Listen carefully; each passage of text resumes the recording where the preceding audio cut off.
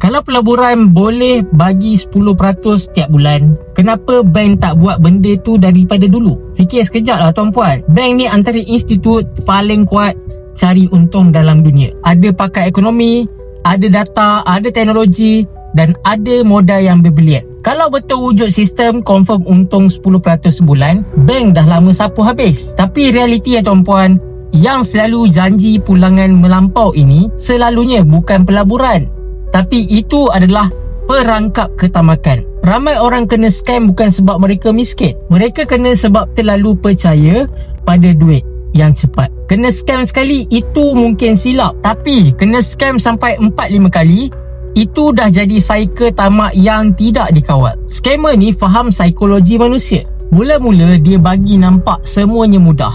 Masuk 10,000, sebulan dapat 1,000. Relax je dengan goyang kaki. Hakikatnya tuan-puan, duit tu bukan berkembang pun, tapi dia cuma ambil duit orang baru, bayar orang lama.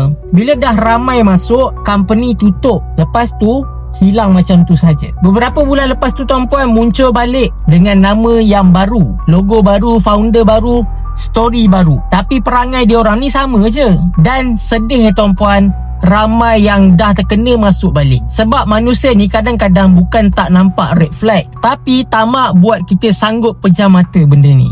Sebab tu dalam kewangan jangan terlalu obses nak cepat kaya, tapi fokus dulu jangan jadi cepat miskin. Nak simpan duit tak semestinya kena benda yang gempak tuan-puan. Kadang-kadang yang paling membosankan itu paling selamat. Simpan sikit-sikit, bina disiplin dulu, lindungi nilai duit anda. Itu nampaklah mungkinnya perlahan, tapi sekurang-kurangnya tuan-puan, duit kita masih wujud 10 tahun lagi.